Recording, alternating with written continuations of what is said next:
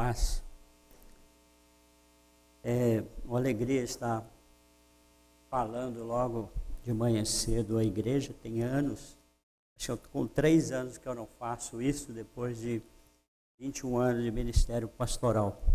Nos últimos 3 anos eu aposentei e resolvi dar um descanso, né? Não tinha até o momento aceitado o convite para estar ministrando. Até que nesse ano de 2022, um pastor amigo meu de Ribeirão Preto, e somos amigos há muitos anos, e ele me convidou para pregar, e em março eu estarei pregando lá na igreja dele, no mês em que a igreja vai fazer 30 anos. Ele é o plantador dessa igreja lá. Eu não tive condições de não aceitar esse convite. E aí eu já abri o leque, Deus tem falado nos nossos corações, e aí nós estamos de volta aí. O pastor André me convidou para estar hoje de manhã, e eu tenho essa alegria de estar aqui. Eu e minha família fomos bem recebidos na igreja. O pastor que nos recebeu foi o pastor Jair. Ele tem praticamente esse dom, esse jeitão aí, todo mundo fala isso na igreja, né? E logo no primeiro dia que eu já estava na igreja, ele já me convidou para participar do grupo pequeno dele, e aí, né, que ele pastoreia. E eu, como vim de uma igreja e que gostava de grupo pequeno, pastoreei grupos pequenos, eu aceitei, né? E nós estamos lá, fomos bem recebidos. E Jair é uma pessoa muito amável, fácil de lidar. Igreja é assim, tem gente na igreja que são fáceis de lidar, né? Tem outras não tão fácil assim. Quando o Jair estava apresentando ali, falando dos missionários, esses 3 missionários aí, eu lembrei de uma coisa, né? Geralmente, quando a gente pensa em missões, fala de missões, a nossa mente volta sempre para fora do nosso país, para a Europa, a África, né? Eu fui missionário pela Convenção Batista, nosso estado de São Paulo, numa cidade pequena. Fiquei lá 7 anos, numa cidade de 9.999 habitantes. E aí a gente vê a necessidade. E aí nós temos outros lugares, né, ribeirinhos, povos não alcançados, que precisam de missões. E nós precisamos de estar, né, olhando para esse contexto também, abrindo os olhos, para ver que a nossa missão é bem abrangente, né? Missionário é algo bem...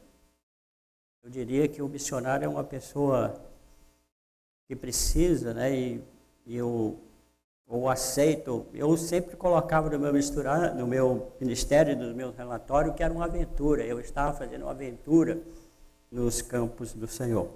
Então, realmente é uma aventura. E aí a gente precisa aceitar os desafios que vêm pela frente, né? E às vezes eu tenho pensado um pouco nisso, às vezes nós temos olhado para a própria nossa cidade, e aí nós deparamos com muita gente que são povos invisíveis. A gente pensa que não, mas são invisíveis. Às vezes essas pessoas no trânsito chegam no vidro do nosso carro, né, pedindo uma moeda, né? E aí nós olhamos para aquela pessoa, mas de fato não enxergamos aquela pessoa como, né, a imagem e semelhança de Deus, que precisa ser alcançado pelo Evangelho. E aí nós falhamos nisso, não é mesmo? E a gente tem que ter um leque aberto com relação a missões, com relação ao ministério da igreja. E eu creio que a igreja comum, ela tem essa grande visão, uma visão macro do ministério, né? Nesse todo sustento, sustentando os missionários, sustentando e ajudando e participando de outros projetos aqui, ações sociais. Então a igreja tem um leque grande, mas a gente tem que realmente estar com o nosso foco, né? E a igreja está aqui para fazer diferença, e fazer diferença levando essa mensagem, às vezes não com a nossa própria boca, mas com o nosso comportamento, com as nossas atitudes, que falam muito mais do que as nossas palavras. Eu escolhi o Salmo 1 para nós estarmos falando nesta manhã. 2 semanas, tive um tempo longo, porque o pastor André me convidou mais de um mês atrás aí. Então eu fiquei pensando no Salmo. É um salmo pequeno, fácil de lidar com ele. A igreja, a maioria dos membros de igreja conhece esse salmo, ou já leu esse salmo. Ele tem uma estrutura literária fácil, são 6 capítulos, são 6 versículos, né? E eu geralmente olho para ele e faço ele com três partes, é o que nós vamos estar falando nessa manhã. É o texto que a igreja geralmente usa, é a NVI, eu estou com a Bíblia NVI, passei essa versão e essas referências também do textual para ser projetada. Então, o Salmo 1, na minha tela lá, que eu estou vendo, agora foi. Beleza, obrigado. Vamos ler o texto. Como é fiel aquele que não segue o conselho dos ímpios, não imita a conduta dos pecadores, nem se assenta na roda dos zombadores. Ao contrário, sua satisfação está na lei do Senhor, e nessa lei medita dia e noite. É como árvore plantada à beira de águas correntes, dá o fruto no tempo certo e suas folhas não murcham. Tudo o que ele faz prospera. Não é o caso dos ímpios, são como palha que o vento leva. Por isso os ímpios não resistirão no julgamento, nem os pecadores na comunhão dos justos. Pois o Senhor aprova o caminho dos justos, mas o caminho dos ímpios o levará à destruição. Amém? Vamos fazer novamente uma oração. Senhor, nós, essa manhã, estamos com o coração voltado para a Tua Palavra. E o foco dessa mensagem é puramente, ó Deus, devocional, para que nós possamos aprender a contemplar e a meditar mais e mais na Tua Palavra. Tu possa estar falando conosco, com a Tua igreja, e como já tem falado ao meu coração. Nós oramos agradecidos no nome do Senhor Jesus. Amém. O gênero literário desse salmo é bem conhecido. Ele é um salmo sapiencial, ou seja, um salmo de sabedoria. As suas canções, elas ensinam um modo sábio de nós levarmos a vida ou viver. Fala do sentido da vida, questões existenciais, mas em primeiro foco sobre a felicidade. Fala também de 2 grupos de pessoas, né? Pessoas boas, pessoas más.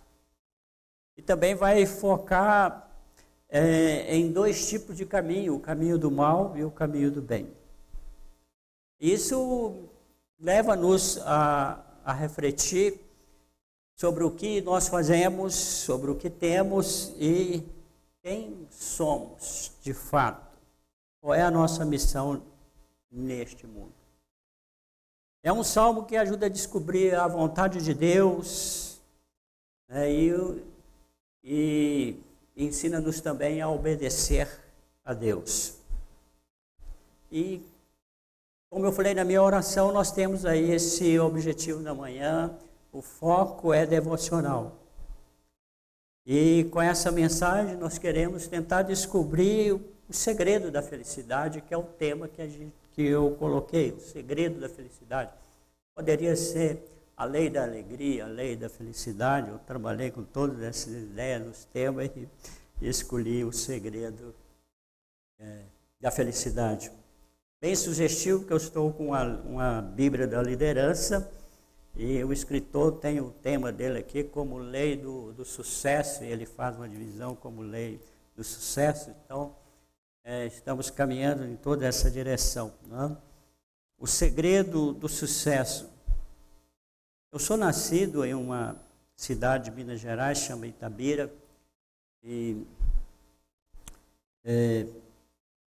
é a cidade do poeta Carlos Drummond de Andrade.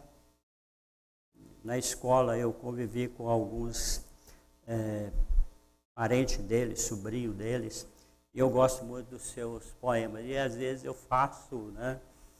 Eu tenho uma fala inicial, às vezes, num dos poemas, e um dos poetas preferido é Carlos Drummond de Andrade. E eu gostaria de ter a liberdade da igreja para fazer a leitura, uma pequena poesia dele, sobre o que é ser feliz. Que a felicidade não dependa do tempo, nem da paisagem, nem da sorte, nem do dinheiro. Que ela possa vir com toda a simplicidade, de dentro para fora, de cada um de nós. Que as pessoas saibam falar, calar e, acima de tudo, ouvir. Que tenham amor ou então sintam falta de não tê-lo. Que tenham ideias e medo de perdê-lo. Que ame o próximo e respeite a sua dor. Para que tenhamos certeza de que ser feliz sem motivo é a mais autêntica forma de felicidade. Como ser feliz em meio a tantas injustiças sociais e desigualdades? Como ser feliz com tanta violência e ódio influenciando a nossa vida o tempo todo? Como ser feliz sem ter o básico para se viver? Como ser feliz se nós temos agora um vírus, não é mesmo? Mortal, ceifando vidas a todo tempo. E nós estamos lidando com isso aí. Quantas pessoas não perdeu o seu ente querido durante esse período de pandemia? E como ser feliz? E o texto vem dizer como é feliz aquele, sugerindo a pessoa do salmista. O salmista começa a construção do seu salmo, né? Como Jesus começa ali a construção também da sua lição no Sermão do Monte, capítulo 5, 6 e 7. Ele usa a expressão bem-aventurado, bem-aventurado. Ou seja, como é feliz ou bem-aventurado não significa apenas ser feliz. Essa expressão bíblica, ela significa muito mais que isso. Em outras palavras, significa algo mais que simples prazer ou agrado. É vontade alegre e obediência, motivada, movida pelo amor. Como ser feliz? No primeiro enfoque do capítulo 1, ele leva-nos a pensar na nossa escolha, é fazer a escolha certa. E a escolha certa aqui, nós temos que lidar com 3 expressões negativas, ou com 3 não que aparecem no texto. O primeiro é não seguir o conselho dos ímpios.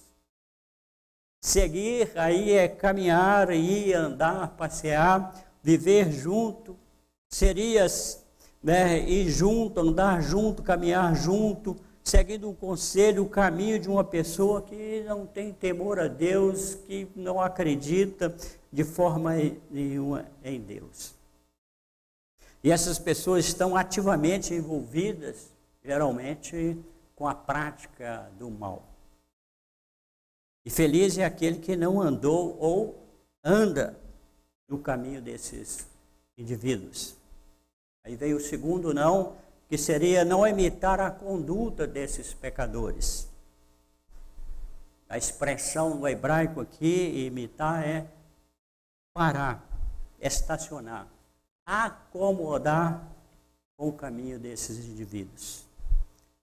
Os pecadores são aquelas pessoas que com frequência e com costume quebram a lei de Deus e não se importam, elas não estão nem aí com isso. Não faz diferença, entendeu? Não faz diferença isso para a sua vida. Alguém que pratica o pecado, mesmo sabendo que é pecado, para ela não faz diferença. E ela não leva em conta se aquilo é pecado. Peca deliberadamente, constantemente, mas elas também não estão nem aí. Parece que a sua consciência está alterizada ou construída de tal forma dentro de uma sociedade que o pecado já não é mais pecado.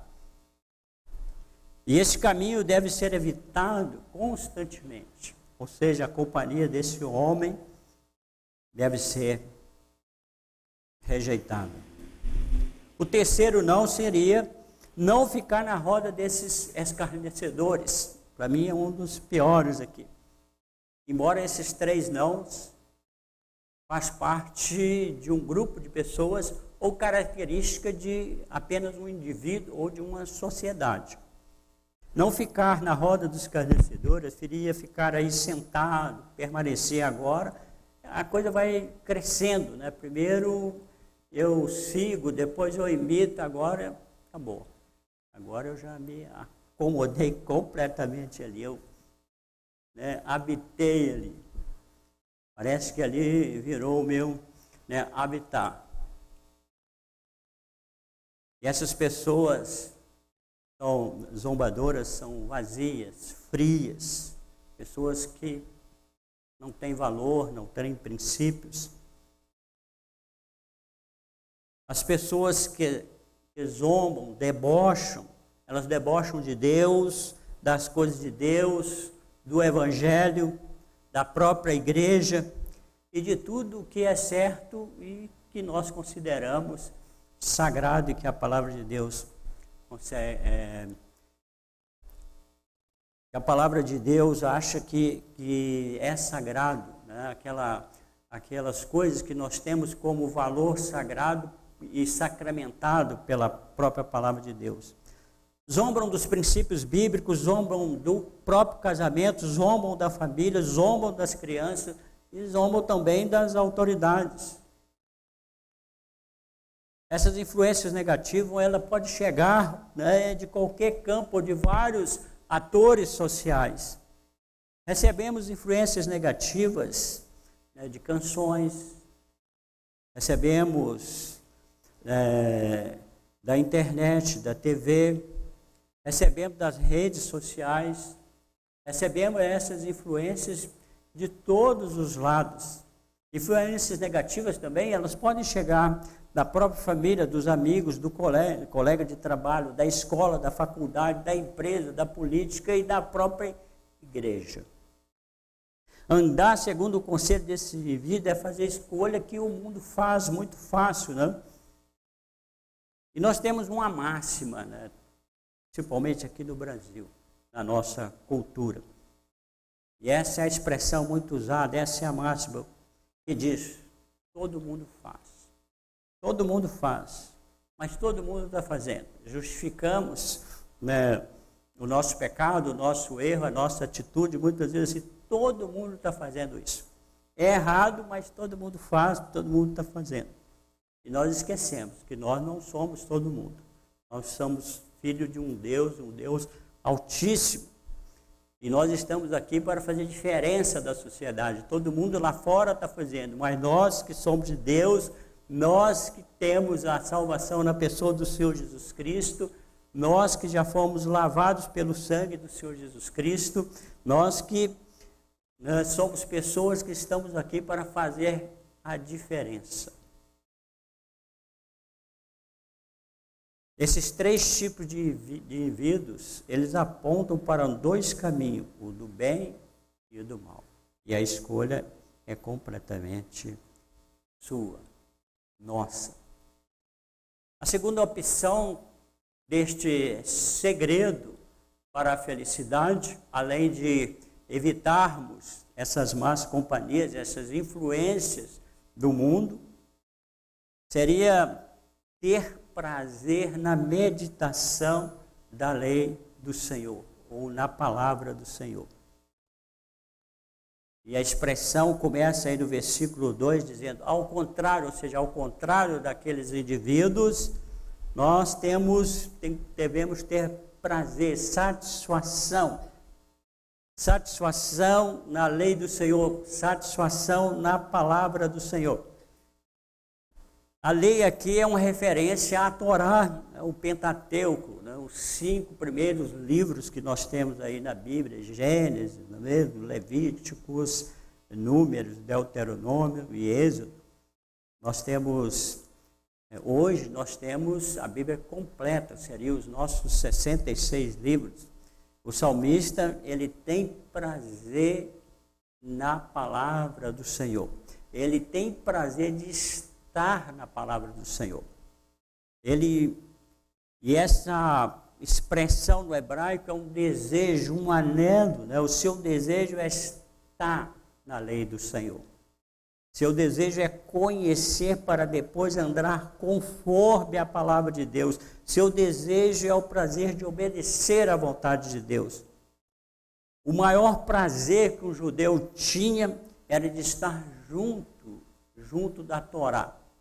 É como se nós andássemos, né, colados junto com a nossa Bíblia e levamos ela para todo lado. E sempre eu estou ali com ela. Se eu estou no serviço, ela está comigo, e eu vou tirar um tempo para ler se der.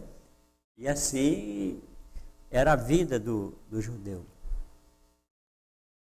Eu achei interessante que o prazer que os judeus tinham também de ensinar os seus filhos a Torá. Eles ensinavam os seus filhos a palavra de Deus, e quando essas crianças aprendiam a palavra de Deus, eles pegavam uma colherzinha de mel e colocavam na boca dos seus filhos. Dessa forma, aquelas crianças associavam que a palavra de Deus era mais doce do que o mel. Por isso que nós temos uma referência do Salmo 119, né?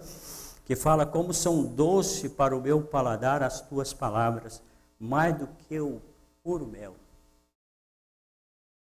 na minha boca. Aí quando as crianças estavam saindo aqui, eu pensei que a gente podia ter um pote de mel lá, né? Para colocar, depois que elas aprendessem, ou seja, no final da lição, colocavam um melzinho na boca delas, elas iam associar que a palavra, o ensino da palavra de Deus é algo, né, doce como mel. Fica aí a sugestão, né? Nesse tempo de pandemia, não dá para usar a colher, né? Mas você pode ter um melzinho aí numa cápsula de plástico pequenininho assim, pode usar, né? É o prazer, né? Nós devemos ter prazer. Eu sei que a Comuna incentiva as pessoas a fazer essa hora silenciosa, a ter o seu devocional. Nós temos aí o presente diário, incentivo a comprar, levar. O grupo pequeno tem isso, você tem esse presente diário em casa. Eu já tenho essa prática de fazer o devocional todas as manhãs. Eu gosto de fazer sempre de manhã cedo. A página, né, do presente diário é pequenininha, com 2 minutos você lê aquilo ali. Mas existem vários outros, mas é excelente este aí, não é? Então é incentivar. Agora, quando eu adquiro esse hábito de fazer essa leitura da palavra de Deus, ele não pode ser um peso para a minha vida. É como se fosse uma tarefa, como se fosse um fardo. Eu tenho que fazer isso mesmo. Eu tenho que ler, porque se eu não ler, a minha consciência fica pesada. Aí eu começo a ter uma formalidade, né, e aquilo parece ser alguma coisa pesada para mim. Mas eu tenho que ir com prazer, tirar o tempo com prazer para ler, examinar, ver o que Deus tem para a minha vida, partir para fazer uma leitura silenciosa com satisfação de ler a palavra de Deus. Eu tirei um tempo para estar com Deus, e esse tempo eu vou dedicar à leitura, eu vou falar com Ele e Ele vai falar comigo. Essa é a meditação aqui, não é? É extensa a meditação na vida do judeu, porque ele diz que ele medita dia e noite. Não? Parece que é a forma de você ler um pequeno versículo de manhã cedo. A gente até faz essa sugestão, né? Você pode até ler muito, mas segura um versículo e você medita nele e memoriza ele, o dia inteiro você fica pensando naquele versículo. É uma prática habitual nisso, né? E ele tem isso, estar com Deus é também uma postura de meditação e de contemplação, de adoração a Deus. Meditação na palavra de Deus, ela consiste primeiramente, né, não consiste primeiramente num conhecimento intelectual, mas numa postura de submissão à vontade de Deus. A intenção do salmista aqui era buscar a palavra de Deus e, né, obter dele a instrução para a sua vida. O verbo hebraico aqui significa falar, murmurar, pensar, meditar. Eu vou murmurando, né? Eu vou falando baixinho, as frases, as palavras do versículo bíblico o dia inteiro, e eu vou falando isso, né? Assim ele tinha prazer em aprender a lei do Senhor. O Salmo 119 diz o seguinte: como são felizes os que andam em caminho irrepreensíveis, que vivem conforme a lei, a palavra do Senhor. Felizes os que têm prazer com os seus mandamentos. Como é feliz o homem que teme ao Senhor e tem prazer nos seus mandamentos, na sua palavra. O último enfoque vem das consequências das nossas escolhas. Nós chamamos isso de a lei do retorno. Aquilo que você planta, você colhe. Isso é a lei do retorno, né? O que, dependendo das nossas decisões e da escolha que fizemos, nós também vamos estar colhendo. Se escolhemos ter prazer na lei do Senhor, seremos como uma árvore frutífera. O autor do Salmo compara o homem, né, feliz, o homem cheio de felicidade e alegria, a uma árvore cheia de vida. Assim como esta árvore é sustentada pelos riachos, assim as pessoas buscam a vontade de Deus e é sustentada, alimentada por Deus. Este homem tem a promessa de que Deus vai livrá-lo e dar força para ele suportar os seus sofrimentos, as suas tribulações. Este homem feliz pode conhecer situações de desespero, de depressão, de perda, de derrota, de crises, tristezas, doenças, críticas, zombarias, adversidades, perseguições. Mas a presença de Deus o sustenta, o consola e o encoraja, dá força para vencer todo o mal. Deus é como uma fonte de água viva, que nunca seca, nunca acaba. Isaías 41, versículo 10 diz assim: por isso não tema, pois estou com você. Não tenha medo, pois eu sou o seu Deus. Eu o fortalecerei e o ajudarei e o segurei com a minha mão firme e vitoriosa. Se por outro lado, e por um lado nós escolhemos, não é mesmo, ser como uma árvore, para o outro lado nós temos aí o caminho negativo, o jeito de ser do ímpio, do pecador, do escarnecedor. Esse é o lado negativo. Se optarmos por esse lado negativo, nós teremos aí o fim que o ímpio tem.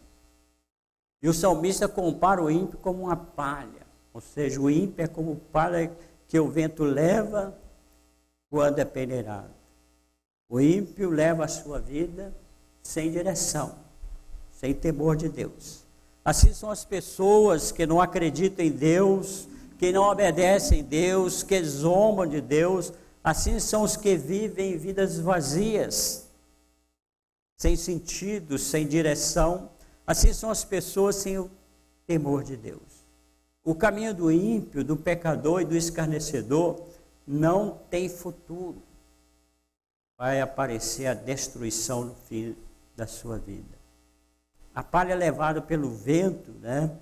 É um alerta para uma vida útil. Uma vida que despreza Deus, que despreza os ensinamentos de Deus.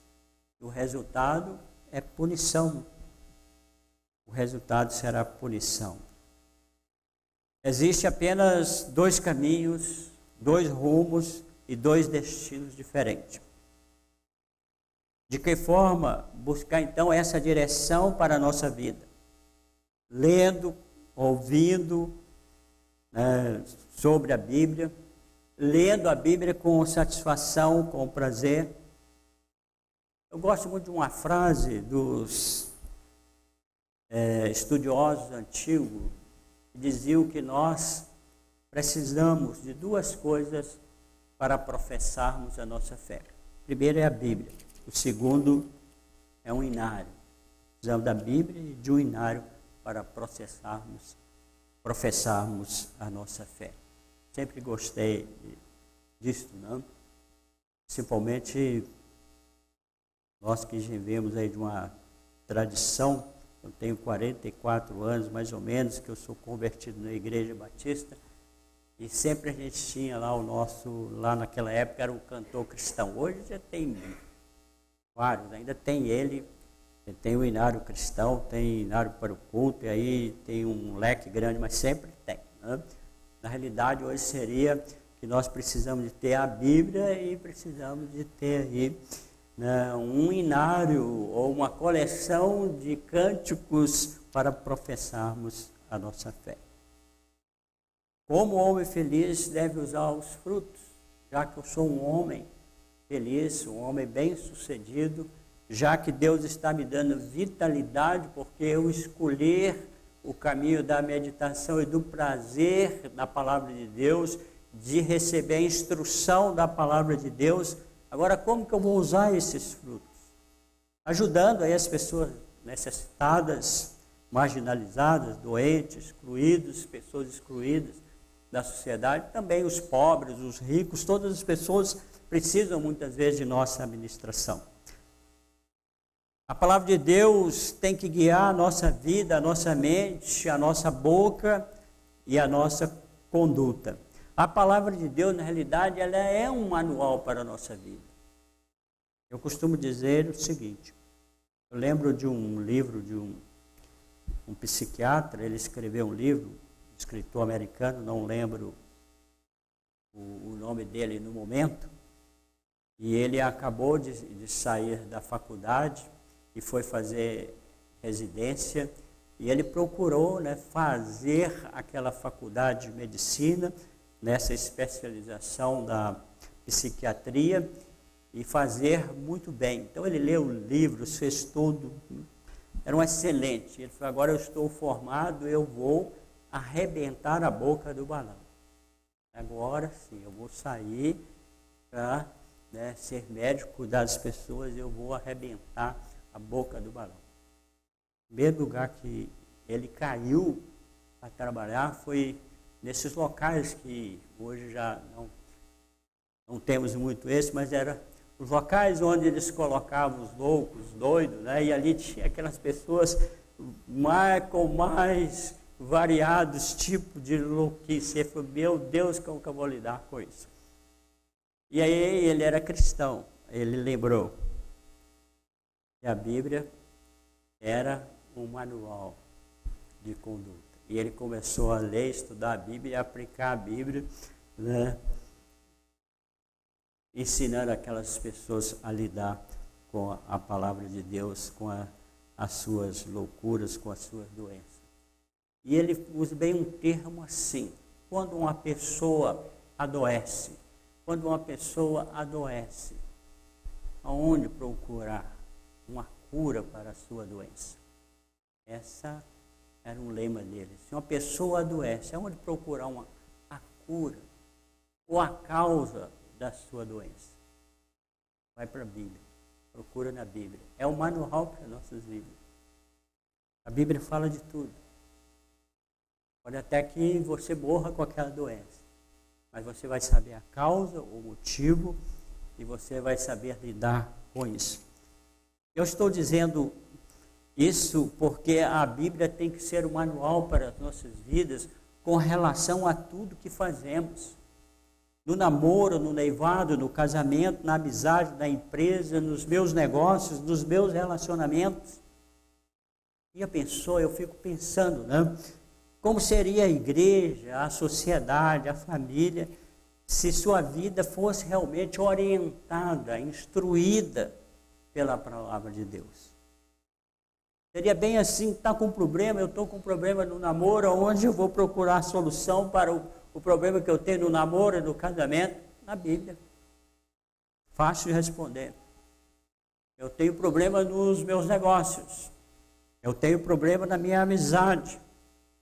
Abra a sua Bíblia, e veja o que ela diz com esse respeito. O que ela diz a respeito? Não estou lidando bem com a minha esposa, ou com meu marido, ou com meu filho, né? Meu filho está com más companhia, está querendo usar droga. Como que eu vou lidar com isso? Abra a sua Bíblia. Abra a sua Bíblia. E veja como que você vai lidar com isso. Eu aprendi muito cedo isso, né? Fui colocado no ministério pastoral, praticamente com pouca experiência, e eu tive que usar a Bíblia. Era a minha ferramenta de trabalho, era a Bíblia. E eu tinha que usar a Bíblia. Eu falei, meu Deus, o que eu faço? Bíblia. As pessoas chegavam no gabinete pastoral, e aí o pastor tocou o problema. Bíblia. Nela. E aí eu procurava versículos bíblicos, conversava e orientava biblicamente. É Bíblia. Então, o problema é um rapaz, um senhor de idade, ele tinha um restaurante grande numa cidade. O filho dele, adolescente, já rebelde, não obedecia o pai, começou a usar maconha e essas coisas assim. E ele veio falar comigo. Eu falei, meu Deus, eu nem sabia da existência, nem sabia dessa atitude dele. Como lidar com isso? Bíblia. Chamei o rapaz e o pai. Bíblia. Abra a sua Bíblia. Tem algum problema com relação, né, que tipo de pessoa que eu quero como no meu namorado ou namorada? Bíblia. É Bíblia. Nós precisamos de Bíblia. O tempo todo é Bíblia. Ela deve falar nas nossas vidas. Né? Na Bíblia nós temos o exemplo também máximo de como ser uma pessoa totalmente de Deus, consagrada a Deus, dedicada a Deus. Aonde está esse exemplo para nossas vidas? O exemplo para ser, né, um marido amoroso.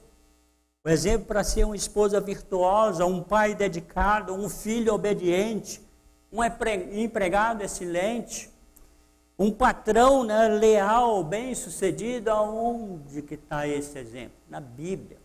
Olhe para Jesus. Jesus é o exemplo máximo para a nossa vida. Parece que não, Jesus não era casado.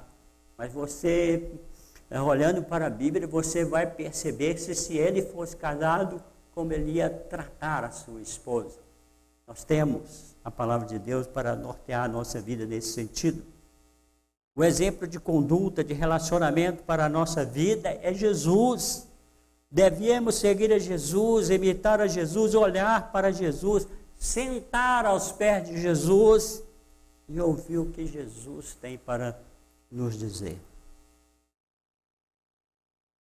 E o exemplo para termos prazer na obediência, meditação da palavra de Deus, ainda é olhar para Jesus, autor e consumador da nossa fé. Hebreus capítulo 12, 2 diz assim, tendo os olhos fitos em Jesus, autor e consumador da nossa fé. Ele, pela alegria que lhe fora proposta, suportou a cruz, desprezando a vergonha, assentou-se à direita do trono de Deus. Olhe firmemente para Jesus. Nós devemos estar sempre olhando para Jesus. Desde quando eu fazia seminário, faculdade de teologia, e não aprendi muito isso lá, aprendi bastante coisas, lógico, principalmente na aula de hermenêutica. Eu estou falando de hermenêutica aqui, e aí Eu li bastante livros sobre hermenêutica lá fora, fiz monografia sobre hermenêutica. Depois eu participei aqui fora, já com o pastor, de um congresso sobre hermenêutica bíblica. E aí, só no pastorado, lendo e olhando, é que eu fui perceber a melhor forma hermenêutica de nós interpretarmos a Bíblia é olhar para Jesus. É olhar para Jesus. Tem dificuldade na interpretação do versículo ou lidar com ele? Olhe para Jesus. Talvez um versículo difícil das mulheres, de um homem entender, principalmente no mundo machista que é o nosso, seria a submissão da mulher. Olhe para Jesus. Olhe para Jesus, interprete esse versículo, ou esse termo, essa expressão, né, esse conteúdo, olhando para Jesus. Então a nossa vida é olhar para Jesus. Jesus, ele tinha prazer de estar com Deus. Jesus tinha o prazer de conversar com Deus. Jesus estava com dificuldade, ele ia conversar com Deus. Jesus passava por pressões, próximo da sua morte, ele ia estar com Deus. Então ele tinha o prazer de estar com Deus, de conversar com Deus e receber de Deus instruções para a sua vida, ou o consolo e o conforto para passar, para suportar aquela crise, aquela pressão. Tem dificuldade em meditar na palavra de Deus? Tem dificuldade em ter prazer na palavra de Deus? Tem dificuldade em tirar um tempo, nem que seja 5 minutos, para meditar na palavra de Deus? Olhe para Jesus. Olhe para Jesus. Gostaria de terminar a nossa mensagem, a nossa reflexão nesse momento, parafraseando o Salmo 1. Uma frase que eu fiz para parafrasear ou resumir toda a minha mensagem. Ela diz o seguinte: como é feliz aquele que desfruta da direção, da presença, do amor e do perdão de Deus, para colher e repartir frutos para a eternidade. Olhe para Jesus. Vamos orar. Senhor nosso Deus, eu posso estar realmente colocando essa palavra no nosso coração, para que nós possamos sentir o prazer de estar com Deus, de estar junto de Deus, o prazer de termos hoje 66 livros, de ter a Bíblia e a liberdade de carregá-la, de possuí-la e de tê-la até em nossos smartphones. E que nós possamos meditar nessa palavra. Que nós possamos ler, buscar a instrução de Deus para as nossas vidas. Que nós possamos ter esse prazer de estar junto da Tua palavra e ao mesmo tempo recebendo a instrução para as nossas vidas. E que nós possamos ter o prazer de colocar em prática a Tua palavra nas nossas vidas. Uma lei que nos torna pessoas felizes, alegres. Nos abençoe, Senhor. Dirige as nossas vidas. Agradecemos e oramos no nome do Senhor Jesus. Amém.